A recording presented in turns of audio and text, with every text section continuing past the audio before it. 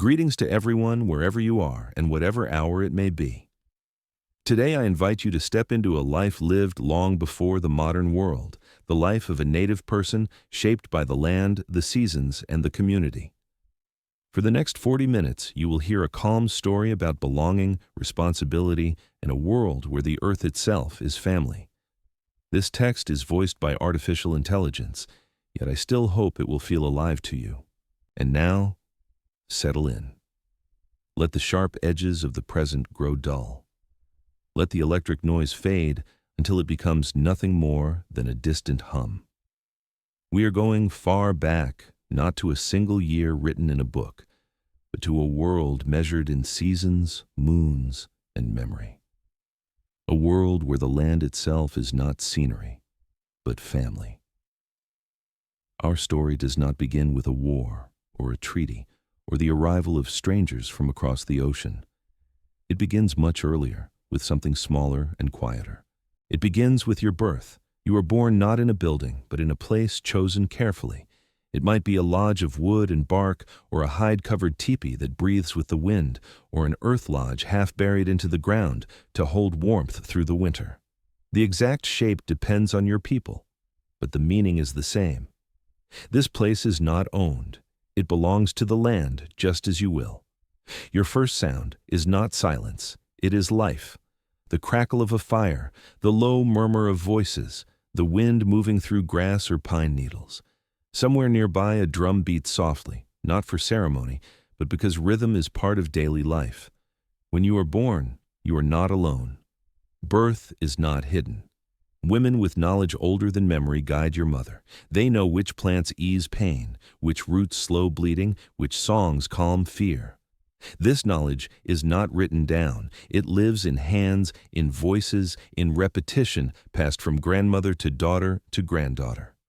Soon after you draw your first breath, you are introduced to the world properly, not just to people, but to directions. East, where the sun is born. South, where warmth and growth live. West, where the sun dies and spirits walk. North, where cold teaches endurance. You are placed into a circle before you can understand it, but the circle will shape your entire life. Your name does not come immediately. Among many nations, names are earned, changed, or revealed over time. At first, you may be called something simple, something protective, a name that does not draw attention. Names have power, and power is not given carelessly. Your childhood is not structured by hours. There is no bell to tell you when to learn or when to stop. Learning happens constantly. You watch before you speak. You imitate before you are instructed. No one sits you down and explains what it means to belong. You absorb it by existing. You learn early that the land is alive, not metaphorically, literally. The river listens, the forest remembers. The animals are not lesser beings, they are nations of their own. When a deer is killed for food, it is spoken to. Apologies are offered, thanks are given. Waste is shameful, not because of law, but because imbalance invites disaster. Food is never taken lightly. You see how it is gathered. Berries are picked with care, never stripping a bush bare. Roots are dug with a stick shaped to loosen soil without killing the plant. Corn, beans, and squash grow together, each helping the other. You may not yet know why this works, but your people do. The corn stands tall. The beans climb it. The squash spreads wide, shading the soil and keeping it moist. The three sisters, they are called, though you won't hear that term until much later. As a child, you are rarely punished. Correction is quiet. A story told at night. A look from an elder. Shame comes not from fear, but from disappointing the circle. Physical punishment exists, but it is rare, reserved for moments when someone threatens harmony itself. Your toys are not toys. They are tools made small. A bow carved from scrap wood, a doll sewn from hide. Games teach skills without announcing the lesson. Running strengthens legs. Throwing sharpens aim. Listening teaches survival. You learn stories long before you learn history. Stories about coyote, raven, spider, or hare, depending on where you were born. Tricksters who fail as often as they succeed. These stories are not entertainment. They are instruction manuals disguised as humor. They teach what happens when greed goes unchecked, when pride speaks too loudly, when rules are broken for selfish reasons. Elders are everywhere, not hidden away. They sit near the fire, watching. They are not revered because they are old, but because they remember. Memory is a resource. Forgetting is dangerous. Death is not hidden from you. You see it early. An old man stops waking up. A child succumbs to sickness, an accident during a hunt. Death is mourned, but it is not denied. Bodies are returned to the earth carefully. Objects may be buried with them, not because they will be used, but because separation should not be abrupt. You grow knowing that you are part of a people, and that your people are part of a place. The idea of leaving forever feels strange, almost impossible. Why would you abandon yourself? At night, as you lie wrapped in fur, listening to the breathing of others around you, you do not wonder what you will become. That question does not exist yet. What matters is who you belong to and how well you listen. You do not know it, but beyond the horizon, ships are already moving. Trees are being cut for vessels that will cross the ocean. Maps are being drawn that do not include you. For now, though, the world is whole, and you are exactly where you are meant to be. And so you grow. Your body lengthens quietly, without ceremony. No one marks your age by numbers. Time is measured in winters survived, in hunts joined, in responsibilities slowly placed on your shoulders. Childhood does not end suddenly. It thins, like mist burned away by the morning sun. You begin to notice that people expect more from you now. You're given small tasks at first. Carry water, gather firewood, watch younger children while the adults work. These are not chores in the modern sense. They are proofs of trust. No one explains this directly. You feel it in the way elders begin to look at you longer before speaking, in the way instructions become fewer and expectations become heavier. You learn gendered work, though not as rigidly as outsiders will later imagine. Among many nations, men hunt and fight. Women farm and manage the household economy. But this is not a hierarchy. It is a division of expertise. Women own the fields in many societies. They decide when to plant and when to harvest. They control food stores, which means they control survival. You watch how decisions are made. There is no throne, no crown. Leadership is earned constantly and can be lost just as quickly. A man who speaks well but fails in action is ignored. A man who acts wisely but speaks little is listened to. Counsels take time, long time. Everyone speaks. Silence is respected. Interrupting is rude. The goal is not speed, but balance. Consensus is preferred, even if it means talking until the fire burns low and the stars wheel overhead. You begin training in earnest. If you are to be a hunter, you learn tracks first. Not how to chase, but how to read. A broken blade of grass, a bent twig, a depression in soft earth that tells you weight, direction, and urgency. You learn that animals speak constantly through signs and that the careless go hungry. Weapons are introduced gradually. A bow first, light and forgiving. You learn how to shape arrows from reeds, how to fletch them with feathers placed just so. Too steep and the arrow wobbles, too shallow and it veers. Everything has a correct way, discovered through repetition, not explanation. If your people are horse nations, this comes later. Horses arrive with the strangers from across the sea, and they change everything. Before them, dogs pulled travois. Travel was slower, hunting was closer. After horses, distance collapses, plains open wide, warfare transforms, status changes. But for now, you learn to move quietly on foot. You are taught not to boast. Success speaks for itself. A hunter who brags is watched closely next time. Failure followed by humility earns more respect than loud victory. Spiritual instruction deepens as your body grows stronger. You are told that everything has a spirit, but that spirits are not gentle decorations. They demand respect. Some demand fear. Some demand sacrifice. You hear about vision quests, though you do not yet undertake one. Stories circulate of boys who went out and did not return, or who returned changed, quieter, sharper, older in the eyes than their years would suggest. Illness is part of life. Without knowing the word, you understand immunity. Some survive sickness, some do not.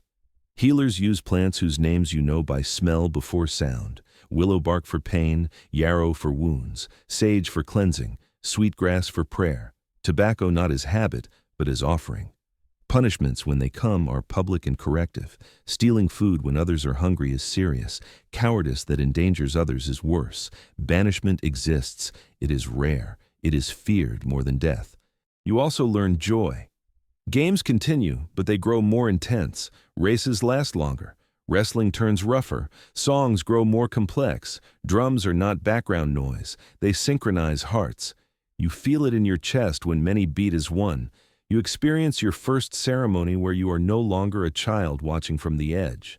Paint is applied to your skin, not decoration. Identity, color, and pattern matter. They say who you are, where you belong, what you carry. Stories now include history, not dates, but events. Migrations remembered through landmarks, battles recalled by scars on the land, alliances remembered through marriage lines. You learn who your people traded with, who they fought, who they still watch carefully. You also begin to notice strangers. At first, they are distant. Rumors carried by travelers, pale men with hair on their faces, floating houses on water, metal that cuts better than stone, thunder weapons that kill from afar, sickness that follows them like a shadow. These stories feel unreal, like tales meant to scare children into obedience. But then one day, you see something that does not belong, a footprint too wide, a piece of metal discarded where no metal should exist, smoke on the horizon that smells wrong. The elders speak more quietly now. Councils last longer. Scouts are sent farther. You are no longer just growing into a person. You are growing into a world that is about to change, and you can feel it, even if you cannot yet name it. By the time you are fully grown, the world you were born into is already thinning at the edges.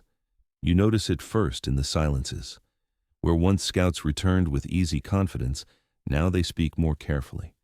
Where trails once felt permanent, they are now watched. The land is still the same, but the feeling of it has shifted, like ice forming beneath clear water. You are no longer shielded from responsibility. You are expected to contribute not just with your hands, but with your judgment. Your first real test does not come in battle. It comes in hunger. A season turns dry. Game grows scarce, the stores run low. This is when a people reveal who they truly are. Rations are adjusted quietly. No one eats their fill. Children and elders are fed first. Complaints are not voiced. You learn that survival is not about strength alone, but about restraint. You participate in your first long hunt. Days stretch out under open sky. You sleep lightly, always half awake, listening for sounds that do not belong. You learn how quickly the human body adapts to discomfort. Cold becomes normal. Hunger sharpens rather than weakens. Fear becomes something you carry, not something that stops you. When the animal finally falls, there is no cheering. The moment is solemn. Hands are placed on warm hide. Words are spoken softly. The kill is clean. The work afterward is meticulous. Nothing is wasted. Organs are used. Bones are saved. Hide is scraped and stretched. Meat is dried into strips that will last through winter. This is wealth, not gold, not silver, calories, warmth, time. You return to the village changed in a way that no one comments on. You are simply expected to know more now. Your voice begins to matter in small ways. You are asked what you saw, what you think. Elders listen, not because you are right, but because listening creates leaders. Leadership, you learn, is not claimed. It accumulates quietly. And then the strangers arrive for real. They do not appear all at once. They never do. First come traders. They bring metal tools, beads made of colored glass, wool cloth that holds heat better than fur. In exchange, they want furs. Beaver, especially. Beaver felt is valuable across the ocean, though you do not yet understand why. Trade seems harmless at first, useful, even. A metal knife lasts longer than stone. A steel axe changes how fast trees fall. Efficiency creeps in quietly, but trade brings dependency. You notice that hunters begin to hunt not for need, but for exchange. Traps are set wider. Beaver populations thin. The rhythm of the land is disrupted, though no one says this aloud yet. Along with goods come diseases. They arrive without warning and without pattern. Fevers that burn hot and fast, coughs that turn deadly, pox that scar faces and empty lodges. Healers work until exhaustion, using every root and ritual they know. Sometimes it helps, often it does not. You watch strong people fade in days. You watch elders with generations of memory die without passing it on. Entire family lines vanish. This loss is quieter than war, but deeper. The strangers do not always mean harm. Some are confused, some are afraid, some are desperate. But their presence reshapes the world regardless of intent. You attend councils where words like alliance and boundary begin to appear. These are new concepts. The land was never divided this way before. Now, lines are spoken into existence with words alone. You hear about treaties, agreements made with marks on paper that your people cannot read, but are told to trust. Promises of coexistence, of shared land, of peace. Some believe them, some do not. You learn that the strangers fight among themselves. Kings far away argue over land they have never seen. Flags change, uniforms change. The demands placed on your people change with them.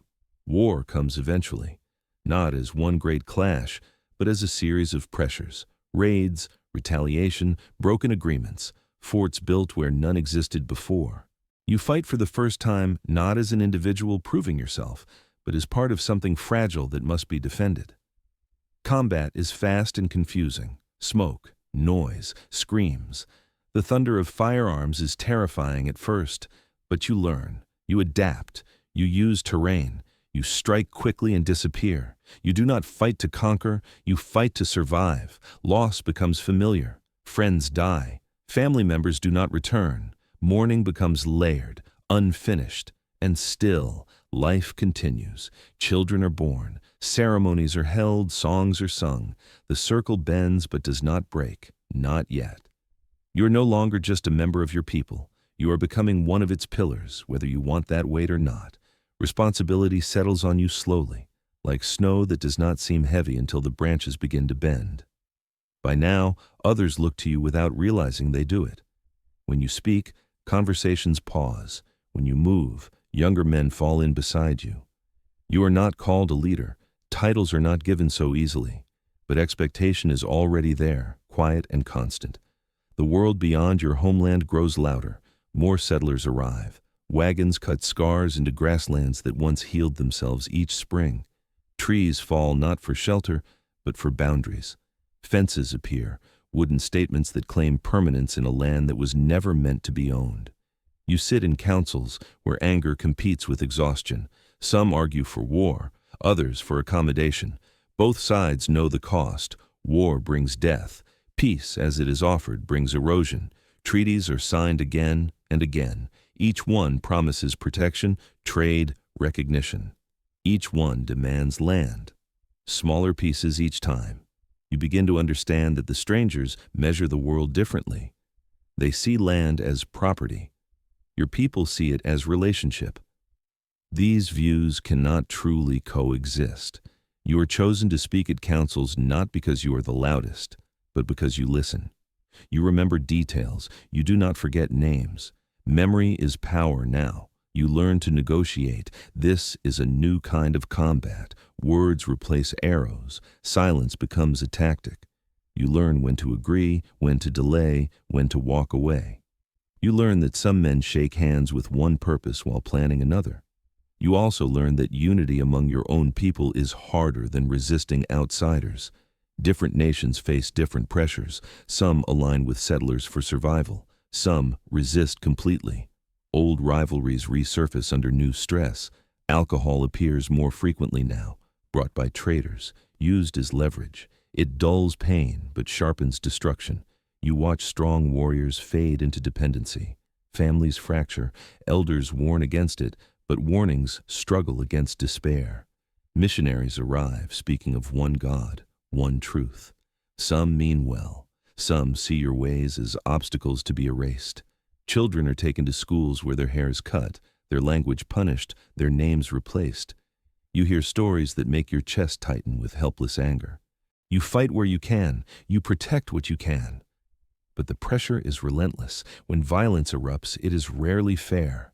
Guns outmatch bows. Numbers overwhelm skill. Retaliation brings more retaliation. Villages burn. Crops are destroyed deliberately, targeting survival itself. At some point, survival requires compromise. Reservations are created. Land set aside, they say. Protected, they promise. You are told this will ensure your people's future. But the land chosen is often poor. Rocky, dry, unsuitable for the way you have lived for generations. You walk the boundaries of this new place, feeling how small it is compared to the world you once roamed freely. The horizon feels closer now, the sky heavier. And yet, you endure. You help reorganize life. Hunting becomes limited. Farming expands where possible. Rations replace self-sufficiency. Dependency creeps in quietly, carried on paper forms and supply wagons. You push to preserve ceremonies, language, stories. You insist children learn who they are, even if they must also learn the ways of the newcomers to survive. This balance is exhausting, necessary, never complete. Your hair begins to show streaks of gray. You feel it in your joints before you see it in a reflection. Age brings authority, but also regret. You replay decisions late at night, wonder which path might have saved more. And then, one day, you are called chief. Not because you sought it, because others no longer imagine anyone else in that role. The title does not feel like triumph. It feels like weight. You are now responsible not only for the living, but for the memory of the dead and the future of the unborn. You inherit a people wounded but unbroken. And the hardest part of your life is still ahead. Being a chief does not change your days as much as outsiders imagine. You still wake before the sun more often than not. You still eat simply. You still walk among your people rather than above them. But now, every decision echoes longer. Every mistake spreads wider. There is no privacy left in doubt. You are expected to be present everywhere at once. Disputes come to you constantly. Arguments over rations, over land use, over marriage obligations, over old insults that never fully healed. You listen to them all, not because you enjoy it, but because ignoring conflict allows it to rot. Punishment is rare, but when it comes, it must be seen as fair. Favoritism would destroy you faster than any enemy. Sometimes punishment is as simple as public acknowledgement of wrongdoing. Sometimes it is labor. Sometimes it is exile. You hate that one most. You work closely with the elders, those who remain. Their numbers are fewer now. Disease and war have thinned them. Each death feels like a library burning. You encourage the telling of stories more often. You urge repetition. Memory must be reinforced or it will vanish. The settler's world presses closer. Government agents visit regularly now. They speak of policies, of assimilation, of progress. They use words like civilization as if it is a gift rather than a weapon. They want your signature, always your signature. Documents pile up. You cannot read their language fluently, but you have learned enough to distrust what you do understand. Translators help, but translation is never neutral. Meaning leaks away. You are offered incentives, extra rations, tools, protection, all conditional. You learn that refusal brings punishment disguised as neglect. You struggle constantly with the question of resistance. Armed rebellion feels heroic in stories. In reality, it brings massacres. You have seen them. Women and children do not survive ideals, so you choose endurance, preservation, a quieter form of defiance. You encourage your people to learn the newcomer's language without abandoning their own, to understand their laws without internalizing their values. This balance is fragile. Some accuse you of surrender. Others thank you quietly for keeping them alive. You attend distant councils with other chiefs. Some are broken men. Some burn with rage. Some have already lost everything but pride. Together, you debate strategy, knowing none of you hold the power you once did. You see the rise of boarding schools accelerate. Children return changed. Some cannot speak to their grandparents anymore. Some are ashamed of who they are. This hurts more than hunger ever did. You respond by strengthening what you can control. Ceremonies held in secret if necessary. Stories whispered at night, songs sung softly but persistently. Identity becomes an act of resistance. Economics shift again. Traditional trade gives way to wage labor. Men work on railroads. Women wash clothes for settlers. Money enters daily life. It solves some problems and creates many more. Alcohol continues to haunt the edges of the community. You impose restrictions where you can. You speak openly about its damage. But despair feeds addiction, and despair is everywhere. Despite everything, moments of beauty persist. A successful harvest against the odds, a wedding celebrated with laughter, a newborn wrapped and welcomed properly, introduced to the directions just as you once were. Life refuses to vanish quietly. Years pass. You grow slower. Younger leaders rise around you. You guide them, but you do not cling to power. Leadership that refuses to let go becomes tyranny, and you will not repeat that cycle. You begin preparing for your own death long before it arrives. You ensure teachings are passed on. You name successors. You speak more carefully, knowing each word may be remembered longer than you are. You also allow yourself to grieve, not just for individuals, but for a world that no longer exists. You do this privately. A chief's grief must not overwhelm the people. Your body weakens, but your mind remains sharp. You know now that survival is not victory. Survival is continuity, and you have given your people that chance. Age changes how time feels. Days pass more quickly now, but memories stretch longer.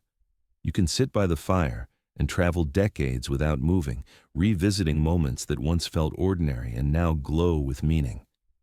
You understand why elders used to stare into flames for so long. They were not resting. They were carrying the weight of remembering. Your role as chief slowly transforms. You no longer lead hunts or long journeys. Instead, you watch patterns. You notice tensions before they erupt. You sense when outside pressure is about to increase. Experience becomes its own kind of vision. The government agents change faces but not intentions. New laws arrive written far away by people who have never walked your land. Allotment is introduced. The idea that communal land must be divided into individual plots. You recognize this immediately for what it is, a way to fracture the people without firing a shot. Families are given parcels. Surplus land is sold to settlers. The reservation shrinks again, this time not by force, but by paperwork. You argue, you travel, you speak. Sometimes you succeed in delaying the inevitable. Delay becomes a form of victory. You see how the younger generation adapts differently. Some wear settler clothes comfortably. Some move between worlds with ease. Others reject everything new and cling fiercely to tradition. You do not condemn any of them. Survival requires many strategies. Ceremonies continue, though some must be hidden.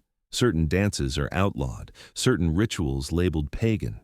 You remember when these same practices governed the balance of the world. Now they are treated as crimes. You choose your battles carefully. Some traditions you protect openly. Others you allow to slip underground, trusting that secrecy will keep them alive until the world shifts again. Illness visits you more often now. Your joints swell. Your breath shortens in the cold. Healers bring you teas, poultices, prayers. You accept them all, not because you expect miracles, but because ritual itself has power. It reminds everyone that you are still part of the circle, not above it. You begin telling your life story more frequently, though never all at once. You scatter pieces among different listeners. A lesson here, a warning there. You know that no single person should carry everything. Knowledge spreads best when divided. You speak frankly about mistakes. This surprises people. Leaders are not expected to admit failure, but you do. You explain what you would do differently. You explain why some choices had no good options at all. This honesty becomes part of your legacy. Deaths come more often now. People you once carried as children are buried. You attend funerals leaning on a staff. Each one reminds you that leadership is temporary, but consequence is not. At night, you sometimes dream of the world before fences, before papers, before strangers. The dreams are vivid, painfully so. You wake with tears you do not fully hide anymore. And yet you also see something new growing. Children who know both stories and books. young men who can speak multiple languages, women who organize, teach, and adapt with quiet strength. The people are changing, but they are still people. This realization brings you peace. You are not the last of anything. You are a bridge. As winter approaches again, you feel it in your bones that your time is nearing its end. You are not afraid. Death has always been part of the circle. You only hope you have done enough to keep it unbroken. You call a final council. They gather close. Fires burn low. You speak slowly, choosing words that will last longer than breath. You remind them who they are, where they came from, what cannot be taken unless it is surrendered. When you finish, no one speaks for a long time. Silence, once again, does the most important work. Your final winter is gentle, as winters go. Snow falls without violence, laying itself carefully over the land, softening edges that have been sharp for too long. You spend most days inside now, wrapped in hides, the fire kept low and steady. Visitors come quietly. No one lingers too long. Everyone understands that time has become precious. You are not alone. Children are brought to sit near you, even when they fidget, even when they do not yet understand why this matters. Their presence is not for you, it is for them. Memory must have witnesses. You tell fewer stories now, but each one is deliberate. You speak of origins, of responsibilities, of how strength is measured not by how much you can take, but by how much you can carry without breaking others. You give away your possessions one by one. A knife to a hunter who reminds you of yourself. A blanket to a young mother. Small objects, heavy with meaning. Ownership fades, relationship remains. The elders come together with you often. You laugh more than people expect. Humor, you have learned, is one of the last defenses against despair. You joke about your aching bones, about how long it took you to learn patience. Laughter warms the room better than firewood. Outside, the world continues to change. Railroad whistles echo faintly in the distance now. A sound that once meant intrusion has become part of the landscape.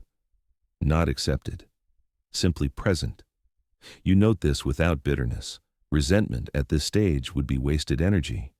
Your breathing grows shallow near the end. Sleep takes you for longer stretches. Dreams and waking life blur. Sometimes you speak to people who are no longer there. No one corrects you.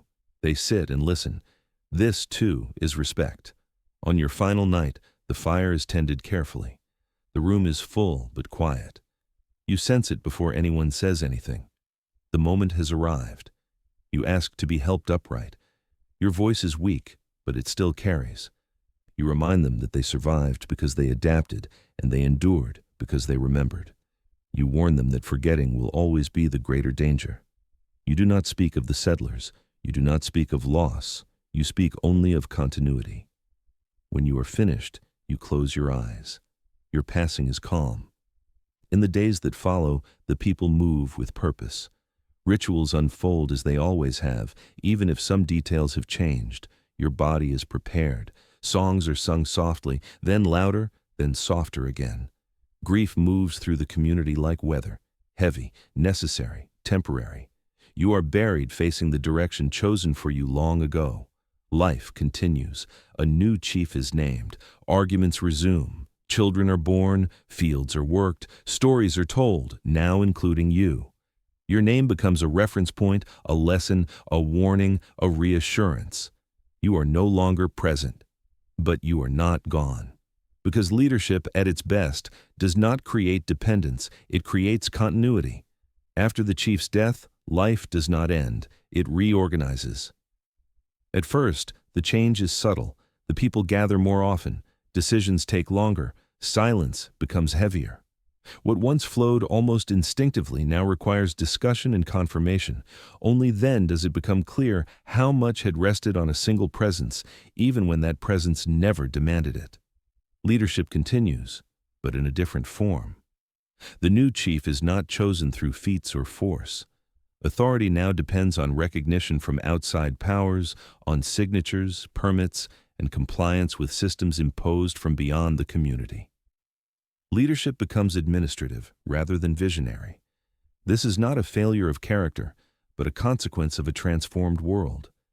The reservation, once described as a temporary solution, hardens into permanence. Its borders, initially flexible, are fixed by law. Movement beyond them requires permission. Hunting is restricted, then effectively prohibited. The land no longer provides directly. In its place come rations, subsidies, and irregular labor. An economy of self-sufficiency gives way to an economy of dependence. Traditional life does not collapse all at once, it erodes in layers. First, long seasonal migrations disappear, then collective labor fades. Eventually, the necessity of extended kinship living weakens. Families become smaller, more isolated. Individualism, foreign to the older worldview, enters quietly but persistently. Government schools become the most powerful instrument of transformation. Children are taken for years at a time. Their hair is cut, their language discouraged or punished.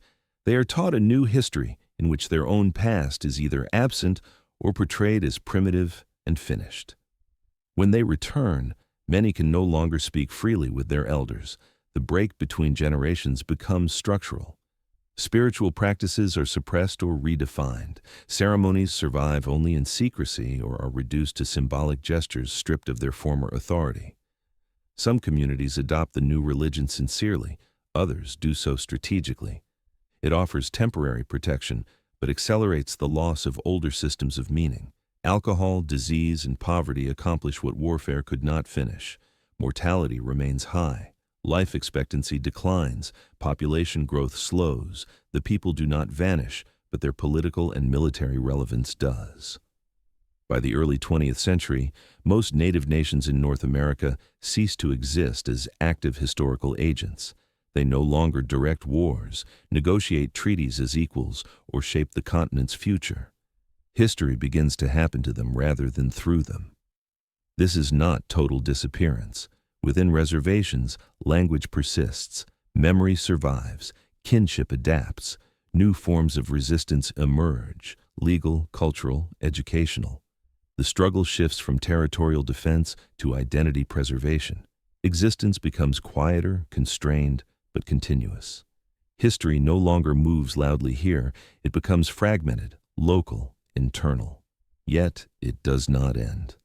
Where life was once measured by land, movement, and open conflict, it is now measured by memory, continuity, and the right to remain who one is. The active era ends. The people remain. If you have listened to this story to the end, it may mean that it was not so bad after all. I would be pleased if you considered giving this video a like or even subscribing to the channel. You are also welcome to leave your honest opinion about this episode in the comments. Thank you for watching. Goodbye.